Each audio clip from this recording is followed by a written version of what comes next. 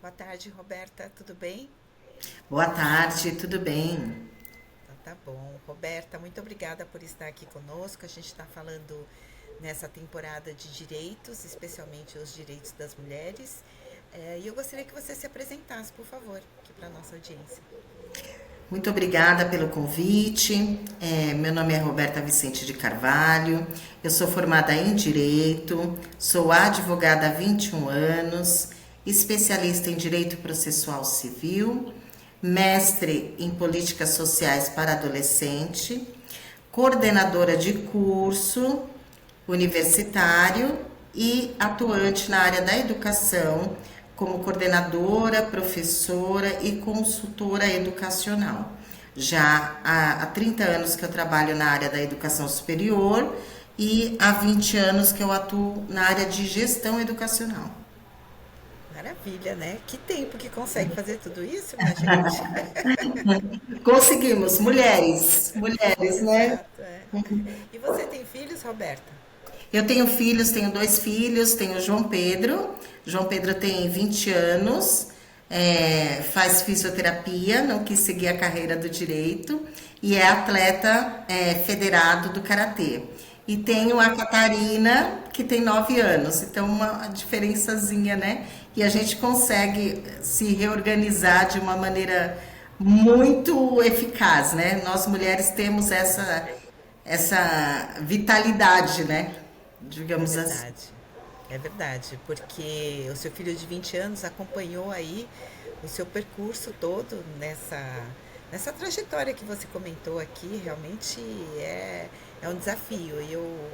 Eu advogo pelas mulheres, não como advogada, mas como informante, né? Como Sim, formadora de opinião, como informadora, né? Eu acho que a gente tem que falar sobre mulheres, especialmente mulheres que são mães, porque não é brincadeira, né? O que não a gente é, atravessa. não é, é um trabalho, né, extremamente intenso em todos os sentidos, porque tem o trabalho fora, né, o trabalho de ofício mesmo e o trabalho com os cuidados na educação, no bem-estar, de todo, de cuidado mesmo, né, de amparo para esses filhos e todas as outras questões de casa, né? É, as questões domésticas que nunca acabam. Nunca acabam, exatamente. Eu queria conversar com você, né, já que a gente vai falar sobre os direitos das mulheres. Uma coisa que me chama muita atenção, Roberta, e eu conversei com uma colega sua também recentemente, e a gente falou sobre isso, né? A gente tem uma legislação que ela é boa, né? E a gente tem uma Constituição Federal de 88 que é um marco importante na proteção dos direitos das mulheres aqui no Brasil, que assegura na Constituição uma série de direitos e igualdades e que a gente não consegue vivenciar isso na prática. A gente acabou de falar de você que conseguiu atravessar esses 20 anos com filho e tal. Para mim sempre soa como uma grande luta e parece que a Constituição está muito bonita, mas na prática a gente não vive isso, né? O que você enxerga, assim, a Constituição trouxe avanços para a nossa vida prática? Se trouxe, em que medida, né? Ainda tem muito chão para ser percorrido? Há bastante chão para ser percorrido. Na verdade, é um marco muito importante. A gente sai de um estado ditatorial para um estado democrático de direito, que foi a norma maior, né? Nós chamamos a lei maior do estado, e ela traz normas gerais, que nós chamamos de normas gerais e erga omnes, né? Que é uma norma para todos, independentemente da particularidade, da individualidade. Então, ela traz no seu bojo direitos e garantias fundamentais. E esses direitos e garantias fundamentais que estão lá esculpidos nos direitos fundamentais, nós temos a igualdade como um direito fundamental. Então, ela trouxe esse marco muito importante né, que é a igualdade entre homem e mulher. Então, ela entregou uma promessa, eu vou dizer assim, né? É o diploma mais importante, a norma principal do nosso Estado brasileiro, e dela derivam outras legislações. Então, como ela é uma norma geral, ela traz uma promessa, ela entregou para nós essa promessa.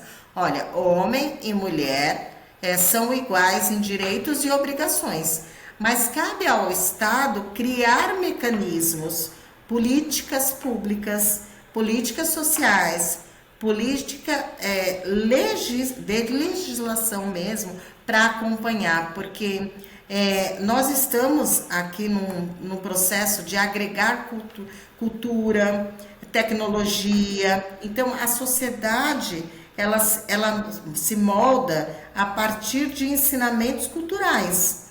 Então, o legislador ele não consegue acompanhar, né? Então, imagine que em 1988 ele fez essa previsão, até referendando, né, uma legislação atual,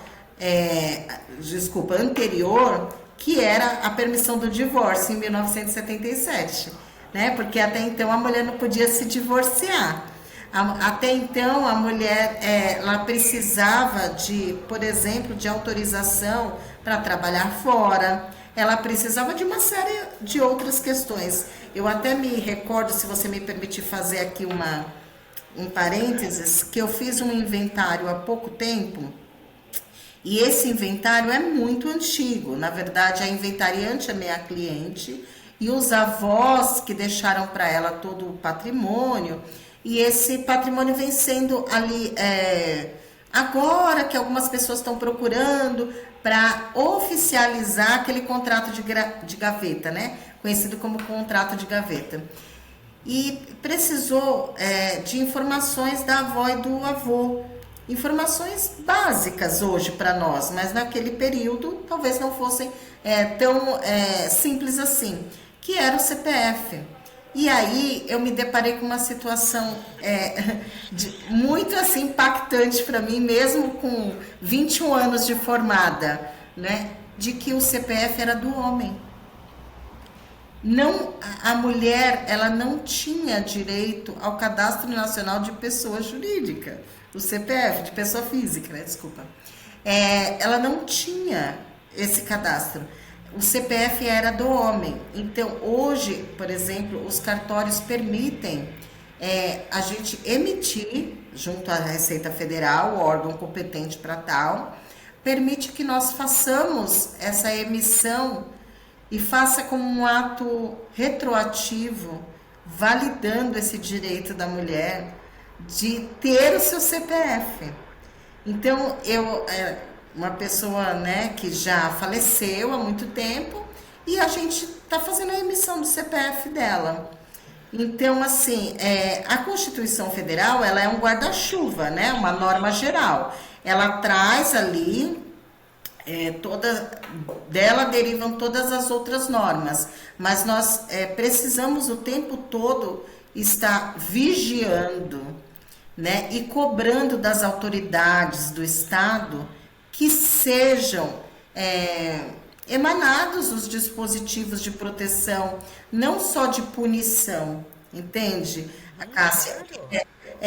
Por exemplo, a Lei Maria da Penha é um marco legislativo de punição e não de proteção educacional, né? Ela não é protetiva, ela é protetiva a partir dos dispositivos que foram inseridos nessa lei para a proteção da mulher, mas ela é de caráter punitivo. Então, sim, você pode recorrer a ela depois que algum fator aconteceu e que deu início a isso, mas isso não é preventivo, concordo? Exatamente.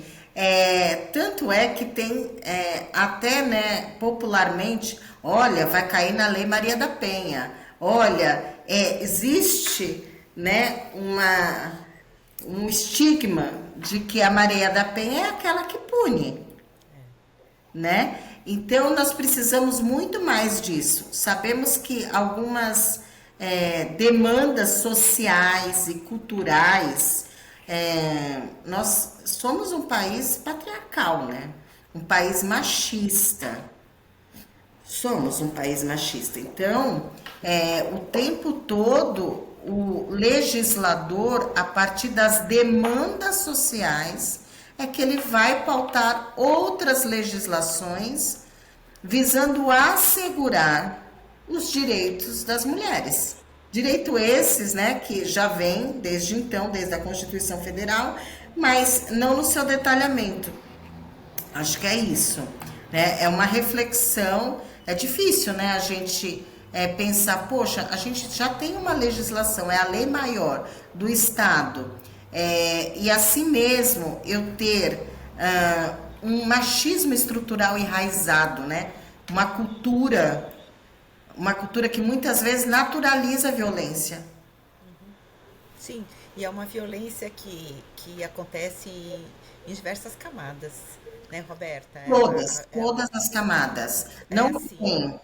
é numa conversa entre amigos, é no ambiente de trabalho. Eu acredito que no seu meio, o meio do direito é um meio extremamente machista, né? Então, alguns ambientes são mais do que outros, a gente percebe isso, mas isso está tão naturalizado na sociedade que nós mulheres praticamos machismo o tempo inteiro e às vezes a gente não percebe, né? Exato, A gente exato. acredita mais na voz de um homem do que na voz de uma mulher. Gente, isso dói fundo no meu coração. Dói, dói. E assim, né, Cássia, a gente ainda vê uma fala da seguinte maneira, né? Olha, mas houve o estupro, mas você viu a roupa que ela estava no carnaval, Sim, né? Olha, mas ela sofreu uma violência de novo, mas ela já tinha ido lá, por que que ela não separou dele? Né? Então, a vítima, ela é vitimizada de novo, sim. né? De Ela novo. vira algoz, na verdade, né? Porque ela que Exato. provocou o coitado do homem. Ela É, bebeu e ela não soube se controlar, né? Isso é muito exatamente. comum. É muito Agora, ruim. quando eu escuto isso, antes eu tentava rebater de alguma forma, né? Mas agora eu só uso um único argumento. E os bebês? Qual é a desculpa que de um bebê que seduziu um homem adulto, né? Porque a gente sabe que tem muitos Sim, casos envolvendo essa bebês, semana crianças. mesmo. Essa Exato. semana. Essa semana mesmo nós tivemos ali, infelizmente, um caso que foi bastante emblemático, pautado pela mídia, de um procurador do estado, né, que estava abusando da sua filha de 3 meses.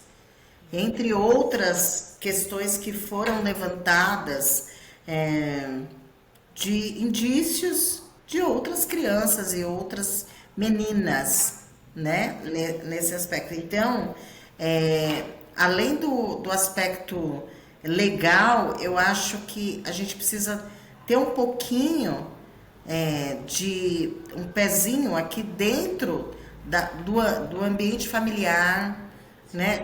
De orientar este menino desde menino. A escola é um ambiente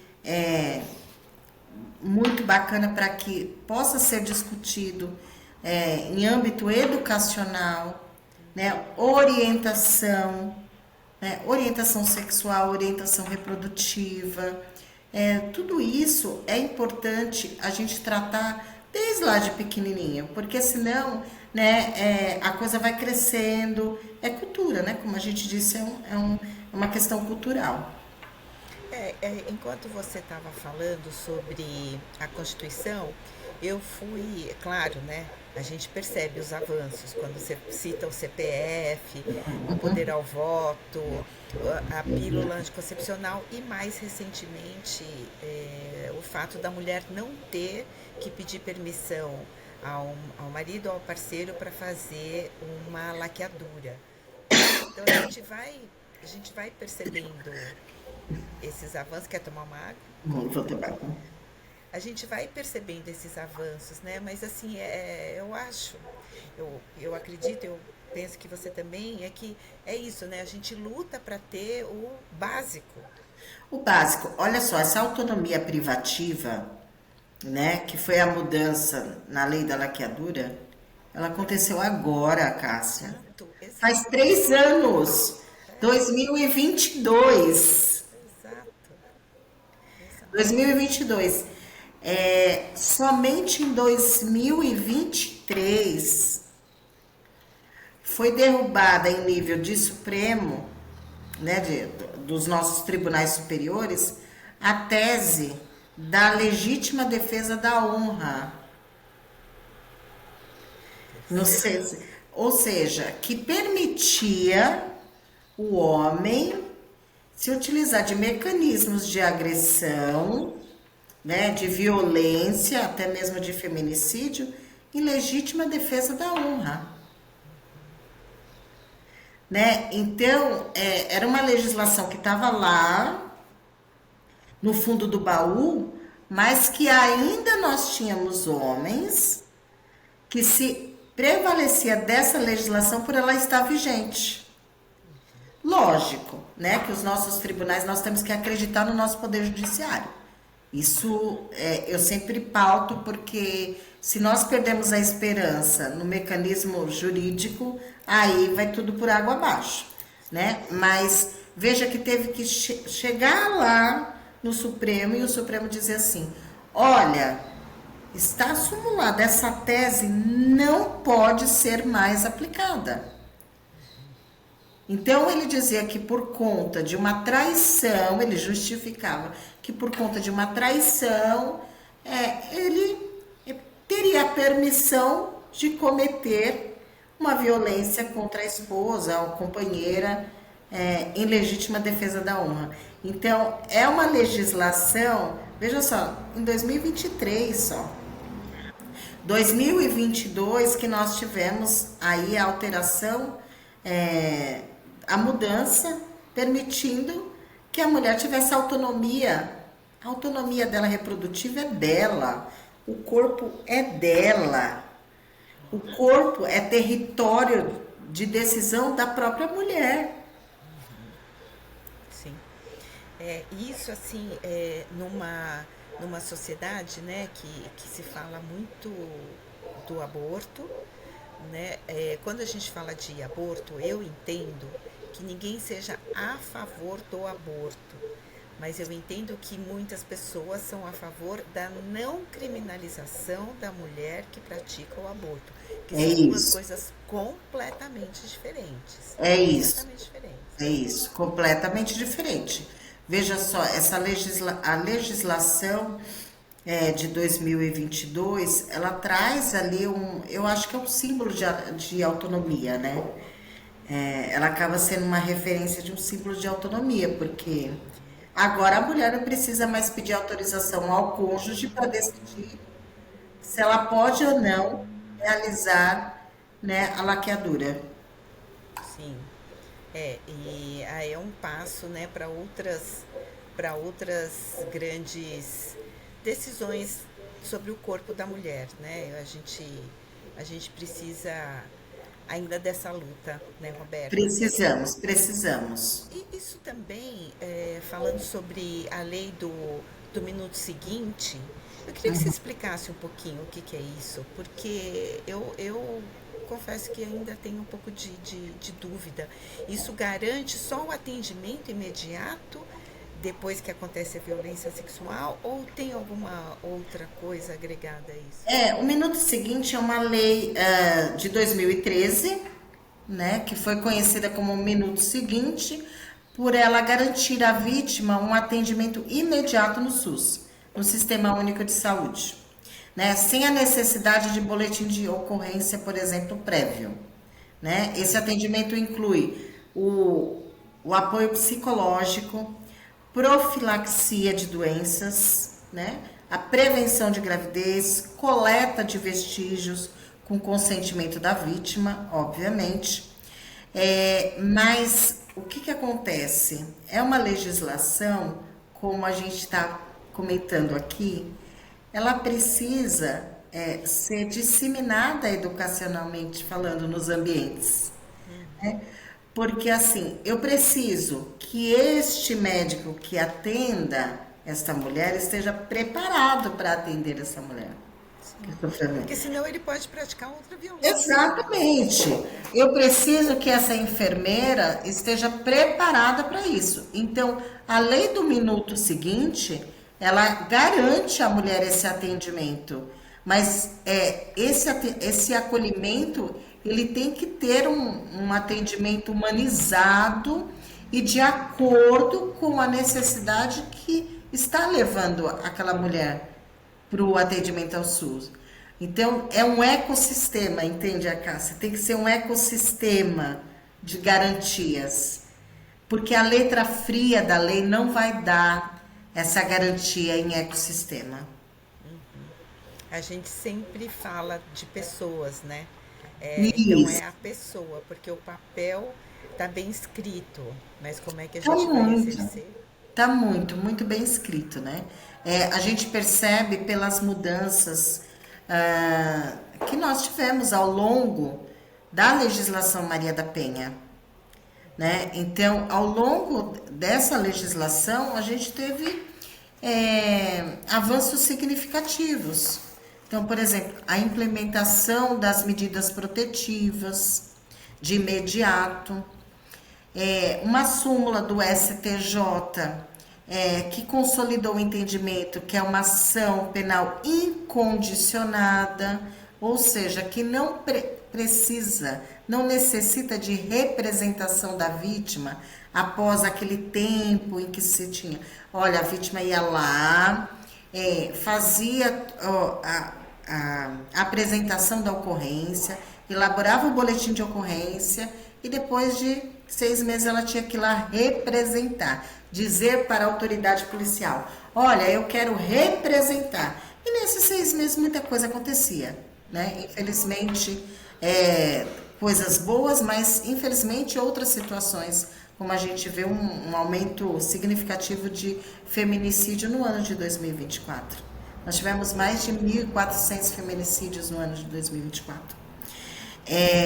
Então, essa legislação, ela trouxe ali uns avanços, né, de ter o afastamento da mulher, de ter o afastamento do homem, do âmbito familiar, né, do âmbito do lar, ou de onde ela se encontra, tendo ali implementação de manutenção de distância, de aproximação, dos filhos menores terem esse afastamento até que seja feita uma avaliação biopsicossocial, né, um estudo para isso. Então, algumas coisas elas melhoraram muito, foram implementadas. Nós não podemos olvidar disso, né? Por exemplo, a gente fala de violência, nós temos vários tipos de violência, né? A violência física, a violência e aquelas que são invisíveis, como a violência moral, né? A violência sexual, a violência patrimonial e a violência virtual. A violência patrimonial, ela demora muito de ser perceptível ao olho da sociedade. Então, ela acaba trazendo para a mulher não só uma violência patrimonial, mas uma violência psicológica, não é? Então, esses mecanismos, por exemplo, de trazer ali o destaque da violência virtual, trouxe, por exemplo, a Lei Caroline Dickmann. Eu ia comentar com você sobre ela. A Lei Caroline Dickmann acabou tendo, né, o nome de Caroline Dickmann, mas ela acaba sendo interessante porque ela tem um marco legal no âmbito da tecnologia, né, de todo o sistema virtual, de tecnologia que nós temos. Mas por trás desse vazamento de dispositivo, a gente tem uma mulher que sofreu uma violência pela exposição que ela teve, né, de suas fotos, de suas imagens. E aí, somente depois disso, que o legislador foi se pautar numa legislação que pudesse ter uma proteção, né, uma proteção da mulher quando essa mulher sofria violência por meios de dispositivos. A Constituição Federal de 88 nem imaginava que nós íamos ter, né, essa amplitude. Essa necessidade, né? Essa amplitude, essa necessidade. Então, por isso que dela, ela não consegue dar conta mesmo. Ela não dá conta porque, na medida que nós agregamos valores culturais e sociais diariamente, esse tipo de violência ele vai se moldando essas novas tecnologias, né? E tudo mais. Você falou dessa lei, né, da Carolina Dickmann, a importância, né, de pessoas famosas assumirem os seus papéis sociais para levantar bandeiras importantes, né? Uma vez Sim. que atravessem ou não, ou se sintam de alguma forma impactadas com algum fato, eu não posso deixar de falar sobre o caso do Felca, que foi para as redes sociais falar sobre adultização, exploração infantil, mas também aí a gente volta naquilo que a gente estava falando no começo, né? Eu conheço diversos perfis no Instagram, Roberta, que fazem um trabalho muito sério sobre o mesmo tema e nunca ganharam a amplitude que esse rapaz está ganhando. Que bom que está ganhando, mas eu fico me perguntando, precisou ser um homem para levantar isso, Exato, para as pessoas não exato. pararem de falar no assunto. Exato, inclusive eu conversando, eu falei, provavelmente a Cássia queira pautar alguma coisa a respeito, né, das crianças e adolescentes nessa situação de vulnerabilidade digital. Mas você percebe o quanto já foi, o nosso presidente já foi lá conversar, levar para o executivo uma pauta de mudança legislativa urgente, não que não seja importante, pelo amor de Deus, né? Isso que a Com gente está certeza falando, é. né? É imediato, assim, como nós estamos pautando aqui o assunto. Mas a diferença é gritante, né? Então ele veio, falou da adultização, então ok, né? Trouxe todo esse repertório que a gente está vendo a mídia a semana inteira se mobilizando. Muito boa essa mobilização, porque a responsabilidade é coletiva, né? A Cássia, é uma responsabilidade Sem coletiva. dúvida. Mas é isso, a gente vê, né, essa diferença no tratamento, no recebimento. Como você disse, tantas outras associações, eu mesma atuei no carnaval, em plantão pela OAB, num programa chamado OAB por Elas, no carnaval, e que nós, advogadas, voluntariamente nos colocamos à disposição para atender 24 horas, 24 horas, nos 5 dias de carnaval, sexta, sábado, domingo, segunda e terça, incluindo os blocos de carnaval durante o dia. Então, a mulher que sentisse ali violentada, seja psicologicamente, virtualmente ou violência física, ela entrava, fazia um QR Code, automaticamente ia para uma planilha os dados e nós contatávamos a planilha ali, consultávamos a planilha diariamente, de acordo com o nosso plantão, ligava imediatamente para a vítima para dar as orientações. Meu Deus. Então, Importantíssimo. um trabalho fantástico, Fantástico. Fantástico. né? Gratuito, sério, né?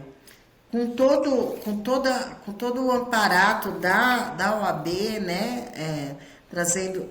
E assim, a gente não conseguiu trazer isso de uma maneira, lógico, né? Por intermédio das próprias mulheres advogadas, nós, que fomos mobilizando ali algumas redes de apoio que veicular a notícia, entende? Mas ela demorou para veicular, ela demorou.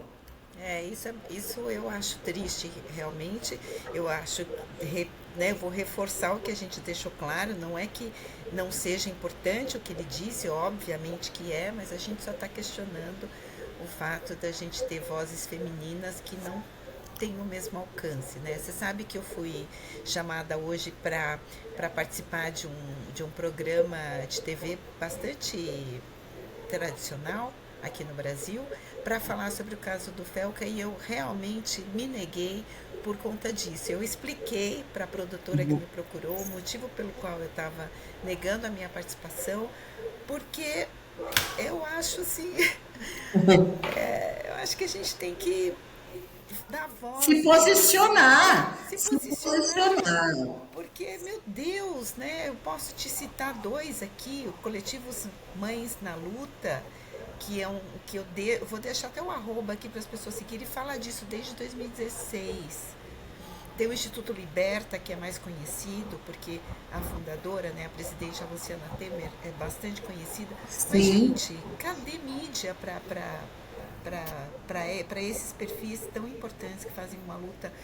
Esse trabalho que vocês fizeram no carnaval, nem fiquei sabendo, né? pois é. Normalmente pautas femininas chegam para mim por conta, né, das Somos Mães, eu não fiquei sabendo. Então a gente tem que dar voz para as mulheres. Eu sempre digo, gente, nas eleições, procurem uma candidata, votem em mulheres, porque são mulheres que lutam por outras mulheres, né? É bem isso mesmo. Eu gostaria de deixar um espacinho aqui para você colocar uma mensagem que você queira, uma inspiração, o que você desejar, Roberta. Olha, eu queria dizer que direitos escritos precisam ser direitos vividos, né?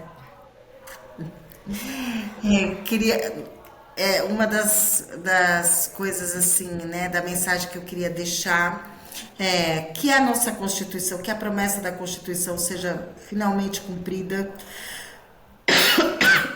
desculpa, e que nenhuma mulher do Brasil precise lutar sozinha por aquilo que já é seu por direito. Que não se cale, peça ajuda. E coragem, né? Porque Isso. precisa ter coragem. Roberta, Desculpa. imagina, muito obrigada pela sua participação. Eu espero te receber. Eu falo isso para os nossos convidados porque é verdade. Eu queria receber todo mundo de novo aqui para bater papo e desdobrar, né? Porque tem muito assunto para falar sobre esse mesmo tema. Então, deixo aqui o espaço sempre aberto quando você quiser voltar. Eu que agradeço. Um Muito beijo para você. obrigada. Um beijo. Tchau.